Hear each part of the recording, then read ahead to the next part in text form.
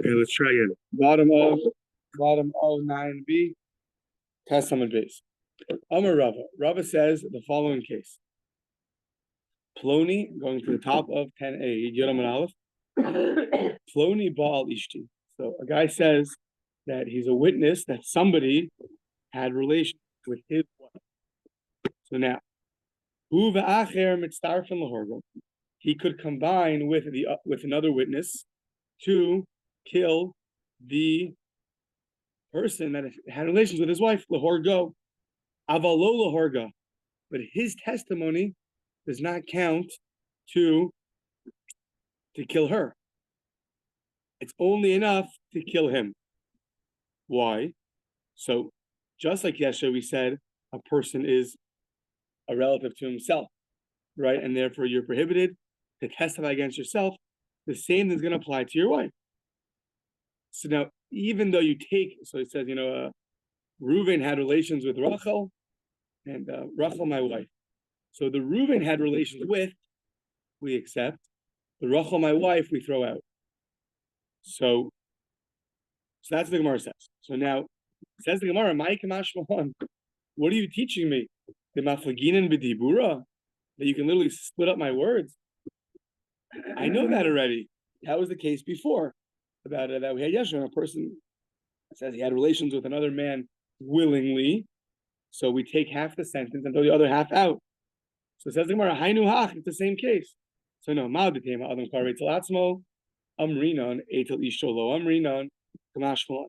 Very, very interesting thought process here. You would have thought this idea that you're a relative to yourself, you're a carve to yourself, only applies to yourself. But to your wife, you would think it doesn't apply. Now, the commentators point out, of course we know that a guy can't be a witness for his wife. He's a relative. But in terms of this case where you split your words, so maybe you would have thought that it only works when you're testifying about yourself. When you're testifying about your wife, there we wouldn't know that you could split your words. And therefore, since we don't believe part of the statement, we're not going to believe the whole thing, which is what we would have said. Kamash Malon, it teaches us that no, even if you testify about your wife, so even there we can split the words and say that the guy will be killed and not the lady. To Amar Rava, the following case: Ploni Ba'al Namras, a Nara, let's say, is a 12-year-old girl. She hit the stage of maturity in terms of her years, but in terms of her years, and then she has 6 months before she becomes a Bogeris. So now, the Amar Rava Ploni Ba'al Namrasa, if a guy says that someone had relations with a Narmarasa, which is the death penalty, but he doesn't mention who the girl is, just knows that it was someone who had relations with a Narmarasa. Now what happens? He and someone else testified about this, and now v'huzmu, they become Eid and Zoman. They become witnesses who are conspired. They're conspiring witnesses, meaning they're not just contradicted, but they're totally rejected. They said, "There's no way you could have testified about that because you were with us. You were with us on that day." So now, generally, when you testify about someone who cheated, she now loses her ksuba.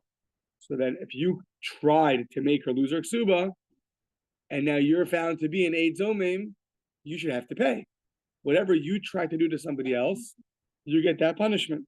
So now, the Neharagin, the Ein Mishalmin Mamum. But the halacha is these two witnesses get killed because they tried to kill somebody. However, they don't have to pay the ksuba. Why? They didn't testify on who the girl was. They just knew that this man had relations with some Nara Marasa in town, some young lady between her first and second stage of marriage. So therefore, they were just coming as witnesses to kill him. And they weren't coming to make a loser ksuba. Therefore, maybe we find out later who she is. But since that's not what the witnesses tried to do, because they know who she was, therefore they only get what they tried to do, which was to have them killed. Therefore, they get killed.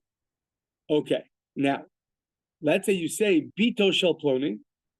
You say you know who it is. It's John's, whatever it is. It's no names of the people in the shul. I don't know. It's Joe's daughter. Joe's daughter. He had relations with Joe's daughter. And now you and someone else are found to be Adam Zoman. The halacha is, here you're in a herogin, u'mishalmin mamun. Now, what's the novelty over here? Usually, if you get two punishments, you don't pay for both. You only get the larger punishment. So why in this case do you get killed and you have to pay? The answer is mamun lazev and nefashos lazev. When she is a nara murasa, meaning until she becomes 6 months after she becomes a nara, which is at 12 months, then she's a bogera, she's a full-fledged adult. Or when she's at a full stage of marriage, then she's a full-fledged adult. This 12-year-old, at her first stage of marriage, she's still in her father's home, and therefore it's the father who you're losing out on the ksuba. The money would have gone to the father. So therefore it's misa lazeh u'mamun lazeh. For that, you could get two punishments. You can get killed for trying to kill them, and the money that you pay to the father, then you have to pay that to the father.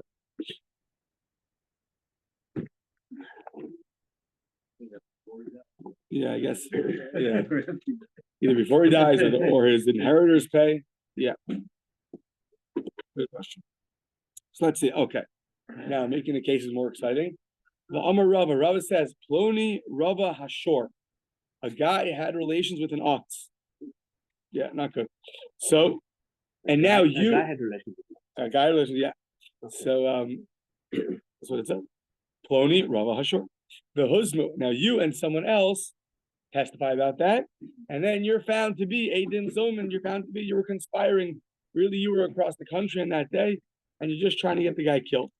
So now, an ox that is involved in such an act gets stoned.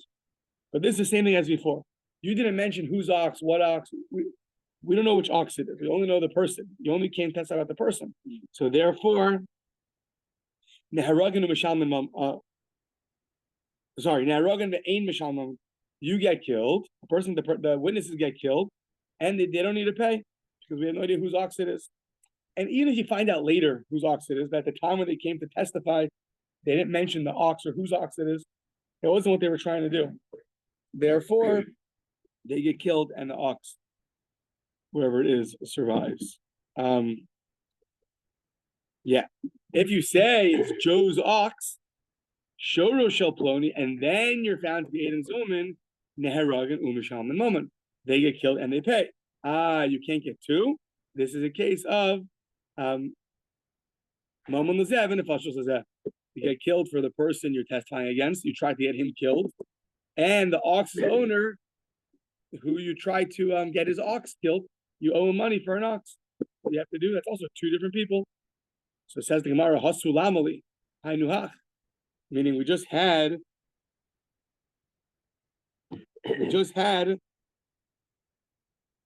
the same case earlier by the daughter. We had the same kind of case as by the shore. If you don't mention the daughter, then you don't pay. If you do mention the daughter, then you do pay. Now you mention the case of an ox. Two back-to-back cases pop at the same person. What's the novelty of this case? It says the Gemara like this. It says, Hasulamali, Hainuhach, the same case, the same halacha. Why would I have thought that a case of an ox should be different than the case of the Nar Marasa? It says, no. Mishum de Kabayi Bayi Lave, the Bayi Rava. Rava had the following question about an ox, and therefore he had to teach it. What was the question about the ox? The Bayi Rava, Ploni Rava Shori, a guy says that this person had relations with my ox. So now, Mahu, what's the halacha? Mi amrina and Adam kar veitel atzmo, ve'ein Adam kar eitzel mamono. Until now, we had that when it comes to this halacha of splitting your words. So you are a relative towards yourself. Therefore, the part that's related to you, like our first case yesterday, where you said that you had relations with another male willingly, that part we cut out. Then we had about the wife, that you're also considered a close relative to your wife in terms of us splitting the words. Now we're asking, what about your money, your ox? Do we apply that also? Do you say to yourself you're considered an invalid witness because you're relative to yourself, but maybe not to your money?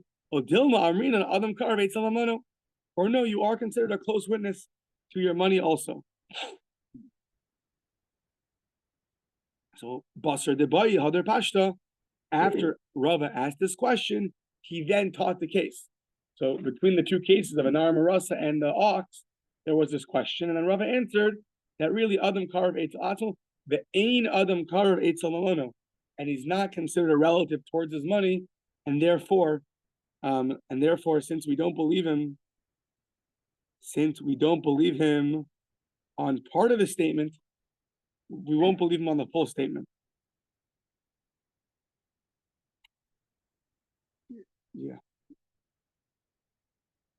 Yeah. It was his ox. It was his ox. Not him, someone else. Oh, someone else. Yeah. Someone else sodomized his ox. And now do you say the part about someone else we accept? The part about my ox we throw out? That was the question.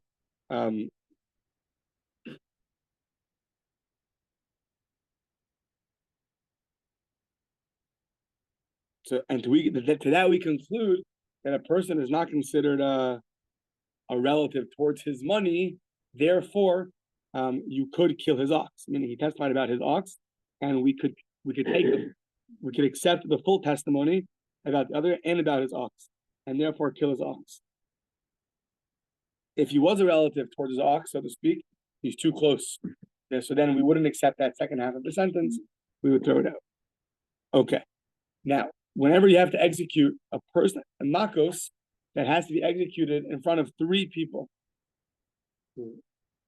Behind over there is the Sanhedrin on the shelf. Whenever you execute makos, it's done with 3 people. Rabbi Shmuel had a novel teaching that is done with 23. So now, why 3? Why 23? Minahan Emili, how do I know that when you execute makos, it has to be done with 3 people? Amar Ravuna, Amar Kra. The verse says, when talking about makos, Ushaftim. Sounds like when they judge a case, who's they? Plural. Shnayim, 2 people. And we know we can't have even bezdin. And the ain bezdin shakel. So mosif and aleim od echad.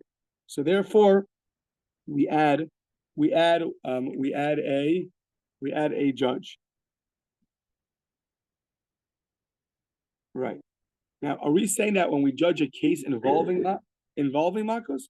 I guess the whole thing, judging the case and also the execution of the makos. But I guess judging a case of makos. It's not saying that it has to be brought in front of 3 people, right? It has to be executed in front of 3 people. Right? Not to translate it. The execution has to be done in front of 3 people, right?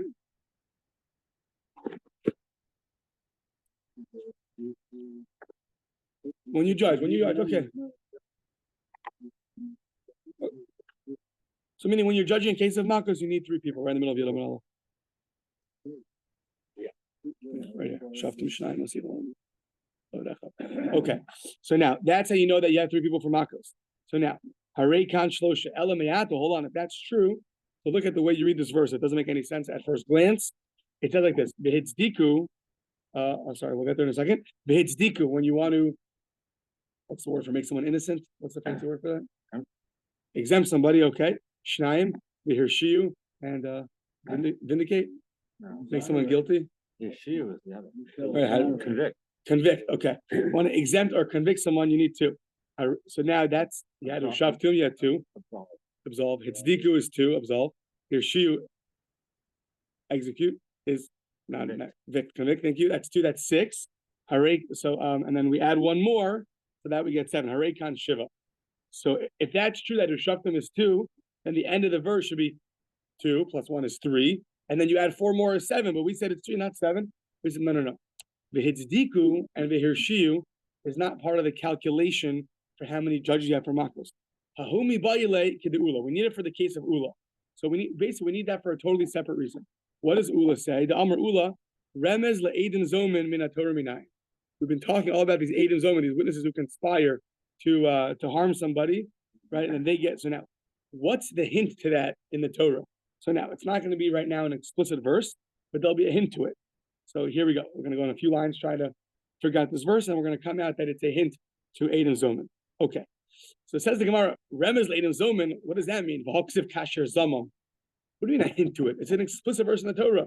It's, you conspire to do to someone else, so you get what you deserve. So no. Ella Remez Eid and Zoman shalokin minayin. How do you know that Eid and Zoman get Malchus? Now, what are we talking about? So first Mishnah and Malchus, let's say they come and they say that this guy is the son of a divorcee and a Cohen. Cohen illegally married a divorced woman and had a kid. Two witnesses come and testify about him, that you are the son of a Cohen and a divorcee. Now, they're said, well, you have no idea about that. You never met the guy in your life. You always lived on the East Coast. You never met him, whatever the case is, right? They're found to be Eid and Zoman. What are you going to do to these witnesses now? What are you going to do to them?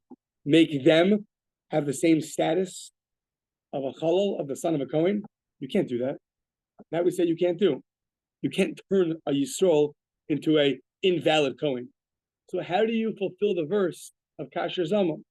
That we say you get Malchus, 40 lashes. Now, we'll see more about this right now, but how do you know that that would be true? Where's the hint to that in the Torah? Sounds like if you never had that, but you can't fulfill Kasher Zamam, you can't fulfill it. I don't know. It's not going to work in every case. It'll work in most cases. No, the halacha is if you can't fulfill it, so then you will get lashes. How do you know? So now, minayin dechsev, read the verse. V'hitzdiku es tzaddik, you absolve the righteous and you convict the guilty, right? Mm-hmm. And then the next verse is, and you give the guy Malchus. So it says the Gemara, Mishum dehitzdiku es tzaddik v'yeshua es Rasha v'haya im ben hakos Rasha. Hold on, how does it make sense?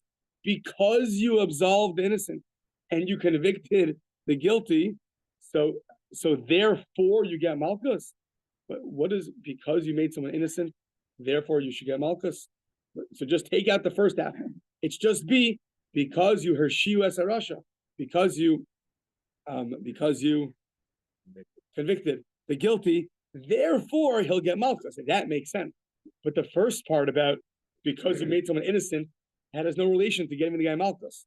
So says the Gemara, Ella, it's going in a case like this. The background to the pasuk is Ella Eidim Shehir Shiu Es Atzadik, witnesses that came to convict an innocent person, and then Va'asu Eidi Achrini, and other witnesses came and they were V'hitzdiku Es Atzadik.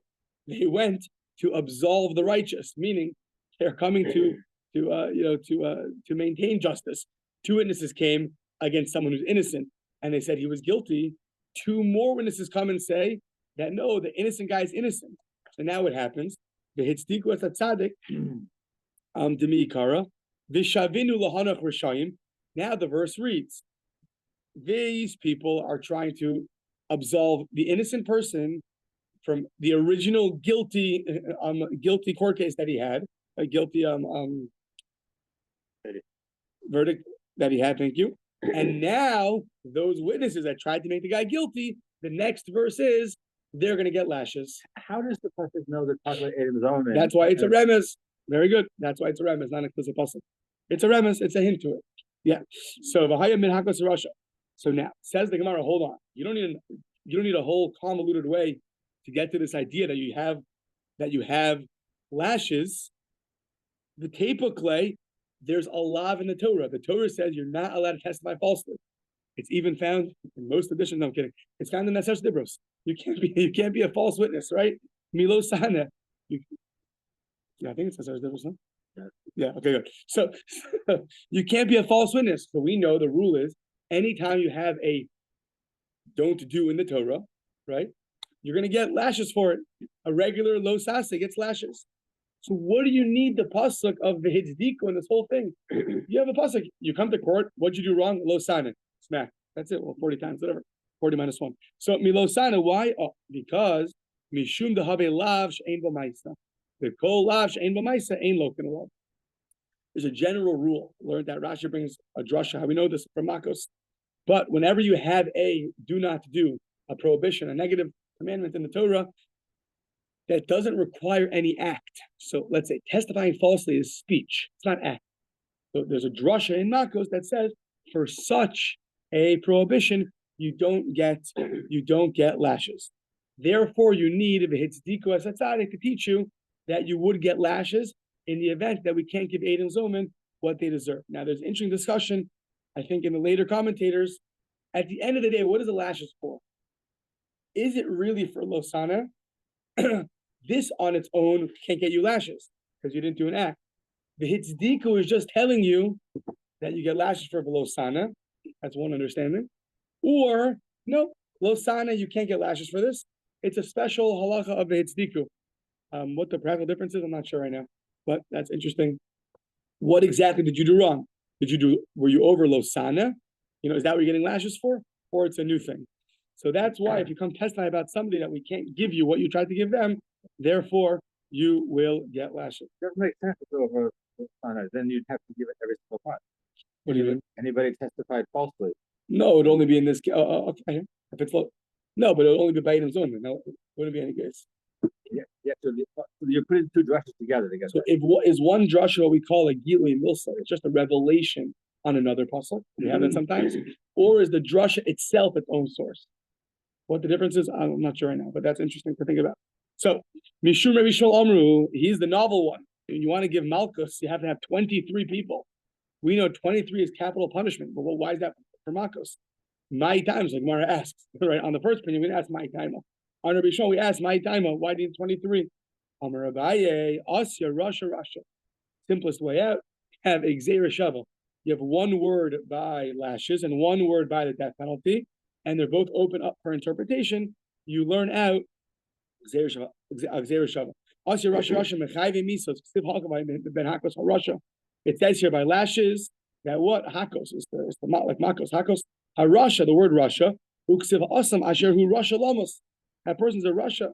And it says the word Lamos was by the death penalty. Malo Holon Be'esrim B'Shlosha, Afkan Be'esrim B'Shlosha. So to here you need 20. So the first interpretation is that it's Exera Shava. Logically, you would never judge with 23, but because then I'm not sure.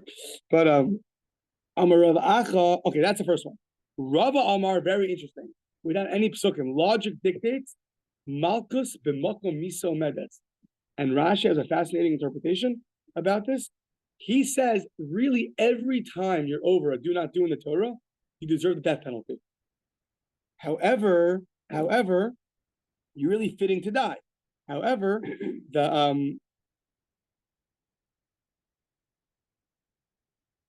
Malchus is another form of the death penalty. It's a lower form of the death penalty. Interesting thing, because you're not killing the guy. But was that? Not supposed to be. Yeah, that we'll see in a second. But right. But that's interesting. Rashi says that you see the severity of a regular lav is really one. It's like it's like they point out by when you do an eye for an eye, right? So ayin takas ayin. So there we don't take out the guy's eye, right? You pay money. So then you ask, so why is it eye for an eye? What kind of game is this? Eye for an eye, hand for a hand. You just pay money. So just say money. So the commentators explain no, because the person should know they're fitting to get their eye removed. The Torah has rahmanas on you, whatever the reasons are, but you're fitting if you do something that or your hand removed. So it's almost like a similar thing. So that's second reason is Rava. Amar Rav Acha brei the Rava Rav Ashi. Rav Acha says the son of Rava to Rav Ashi. I guess he argued on his father. So Ihachi, if you're right, if Rav Ashi's right. It's like who's Rav Ashi? Oh, just in general, if this is true that Misa's that Malchus Malchus Misa Medes, he has a question. Ihachi. So before we give a guy lashes, we see how many he can handle. However, we evaluate it. We have an evaluation committee that can see how much the guy can handle. Depends on how much he works out in the gym. I don't know exactly how we figure it out, but you evaluate. Now, Ihachi umdin lamali. Why do you have to do evaluation? Lamali lemichya, just to make him live. V'mais lemos. Why do you care so much? If he anyways deserves a death penalty, so why do you care if he can handle the 21st or 22nd lash? Lash him and he'll die. What's wrong with that? He deserved it anyways. So why do you do the evaluation? He said, no. Amar le, it's interesting. You need another verse. Logically, it sounds like you would kill him. No problem.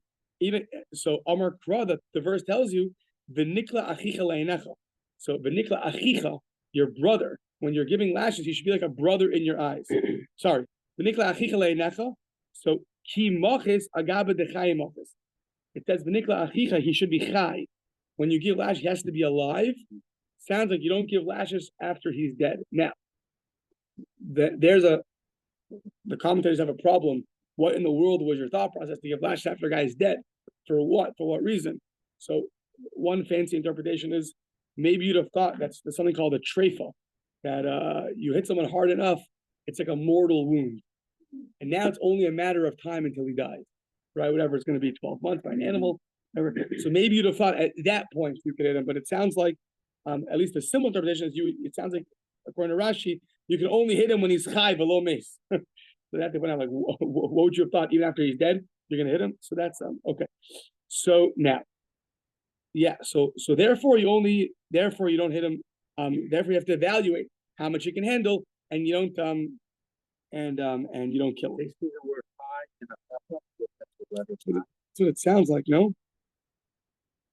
Rashi says, Bishal shaloki yeheachecha. Meaning like this. Very good. When you hit him, he has to be your brother, meaning Rashi says, Sheyakes achai v'lo esemes. He's only your brother when he's alive. It's looking like fancy footwork a little bit. But yeah. So you say by Yibam, give a name to your brother and die. Yeah. It's interesting. The Nilka, right? When you hit him, he has to be a checha. He has to be. Yeah, it sounds like he'd be chai, not mace. Yeah. Like like you're equal. Interesting. Okay. We'll have to do. Let's go. So Ela Hadatanya, the following brisa, Amdu lekabel esrim. So now you evaluate the guy. Can he accept? So like this. Like there's going to be a rule. You can only give lashes in threes. 18, 21, 24, 27. Because you have to do 3 times. 1, 2, 3. So now, you evaluated that he can only get he should really get 21. He can't handle 21, so you give him 20. You can't give him 20 because you have to do in groups of 3. Some people before Yom Kippur have this Hasidim have the minhag. Before Yom Kippur to their son, they take a belt and they do very light taps, like that, as a form of kapara. I got that done to me when I was a kid. In groups of 3. Yeah, I'm still suffering trauma from it. No, I'm kidding. So yeah, so hurach l'michaper. 1, 2, 3. Sorry, so thank you for feeling my pain. No, you're giving two. Yeah. Elamako. So yeah, don't tell the good friends, but yeah. Okay. So I'm doing the Kabul Esther. Someone here asked me my first year in Portland last year if I can give it to him. Okay, if that's your minhag. And then I gave it to him. So I'm doing the Kabul Esther in Makana. So Elamakas are really lehishtalish. You have to give it in 3s because that's how it goes. The Kamahain, so what do you do? Tamne sorry. So you give him 18. So once again, why? The Michya Esrim Bechada. Give him 21. What's going to happen? After the 21st one, he'll die. Not before we had a question, you have to evaluate, because if the coming up one, you can't kill him with that. He has to be alive, like your brother, similar to you. Here we're asking, give him 21, and afterwards, let him die afterwards. So you never give a lash to a dead person, right? So he says, let him die. Anyways, Malchus b'miso medis, right? So we say no.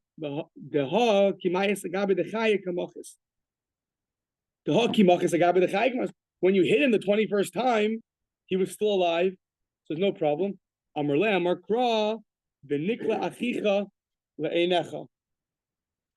interesting, same verse.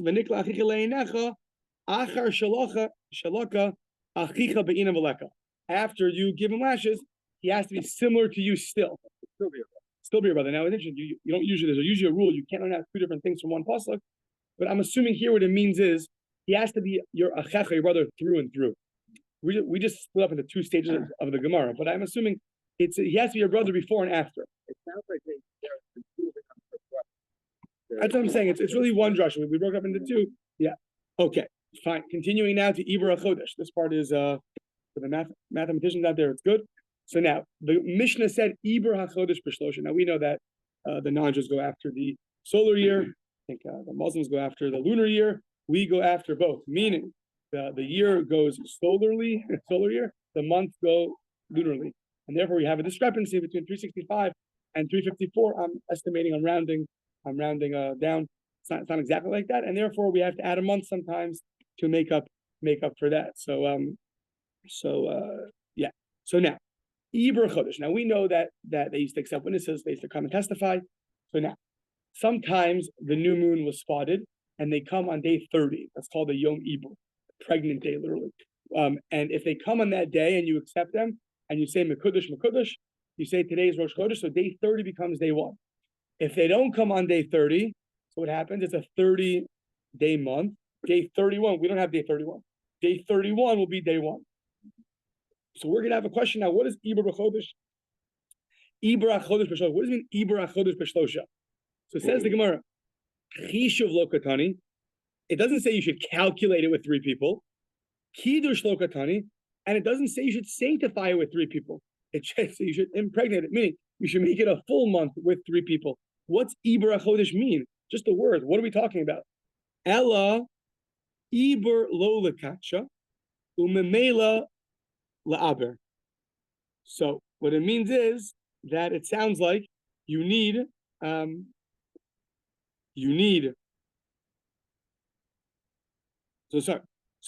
the Gemara says Ela Ibr Lo Lekacha, don't make day 30 Kodesh, and on its own it'll become, they have it there, Ela Ibra, period. Ela Ibr. So what's Ibr referring to? Lola Kitcha Umela La'aber. That's a question, right? That it's not sanctified. It sounds like to make it a 30-day month, you need 3 people. On that, the Gemara says, no, you don't. Don't do anything on day 30, right, and it will automatically become, the next day will be day 1. Lola Kacha, thank you. So now, Amar Abaye, he says, Tani Kiddush HaChodesh. The Mishnah is talking about Kiddush HaChodesh and not Ibor. He accepts the question. You're right. Tani Kiddush HaChodesh. To sanctify the month, you need 3 people. Tani Nami Hachi. How do I know this is true? I'm going to bring up Bryce to support this is true. That if day 30 comes, you could do nothing. Don't worry about it. The next day will be Rosh Chodesh. Kiddush HaChodesh, the Ibor Hashana B'Shlosha, the sanctifying of the months and the making it a leap year, you need 3 people. Divrei Reb Meir. Divrei Reb Meir. So Kiddush HaChodesh, the Ibor Hashana is B'Shlosha. Yeah. So that's what Abaye says. That Kiddush HaChodesh, we see here of Meir's opinion, Kiddush HaChodesh, to sanctify the moon, that needs 3 people. Sanctify the new month needs 3 people. Amar Rava, great question. Ibra Katani. It doesn't say Kiddush in the Mishnah. It says Ibra. So you have to know, what did Abaye hold? It's too much of a glaring question. You can't change the words and then not do anything with it. Maybe Abaye meant that Ibra here is referring to Kiddush. That's what he meant. I don't know. But Rava says it doesn't say that. Why? Don't take the words out of their context. Ibra Katani. So Elam Rava, Kiddush Bayom. Kiddush Bayom. Kiddush Bayom. So then Ibra B'Shlosha. Achar Ibra Leika Kiddush. And I think what it means is on that day, on day 30, people come, and now they sanctified the moon. So now to make day 30, day 1, you need 3 people. If day 30 passes and nobody comes, so Achar Ibra Leika Kiddush, once that day passes, then you don't need to sanctify it. It'll become sanctified on its own. Whose opinion is that it can become sanctified on its own, even without pronouncing that it's sanctified? Umani, Rabbi Lazar ben Saduki. How do we know this? If you don't see the moon in its time, meaning on day 30, ein mekachino, so you don't need to sanctify it. Why? Amazing thing. Heaven already sanctified it. So if day 30 comes and no one comes, it'll become sanctified from heaven. Okay. So now, Shekvar Kitchu B'Shamayim, that is the first opinion. So now, Rav Nachman says another opinion of what our mission is talking about. Rav Nachman Amar Kiddush Achar Ibur B'Shlosha and Biyom Ibur Leika Kiddush. So after day 30 passes,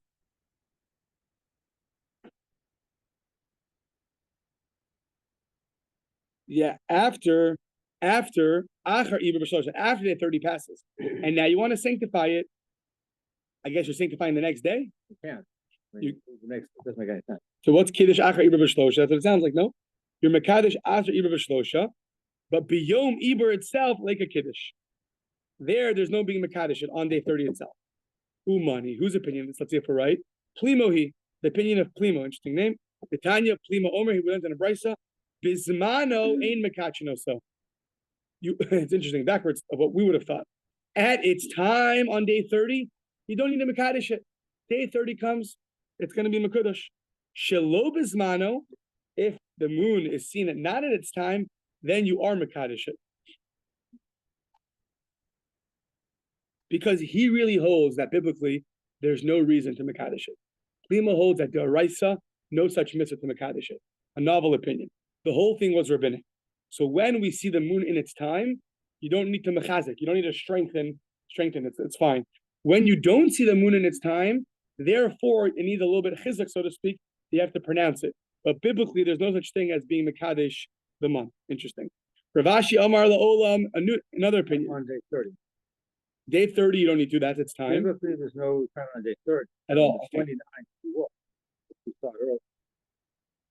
Not the point? No, it's never required. It's never required, yeah.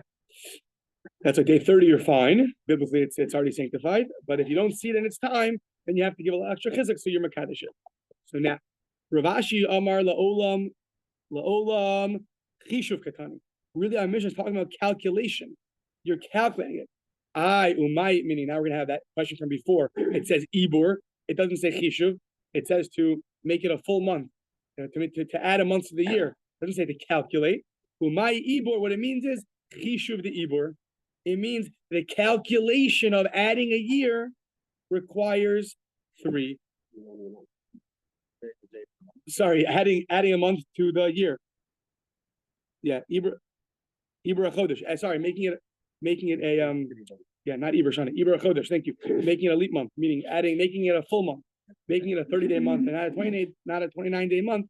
That calculation requires 3. This is why I got tripped up. The Aida Kabai Lemisna Iber Shana, since we by Iber Shana, that is proper. You need 3 people to make and add a month to the year. It used the words Iber Shana, Kananami, Iber Chodesh, but even though it means Chishiv the Iber, the calculation of making it 30 days. So not the actual sanctifying it of it, sanctifying it.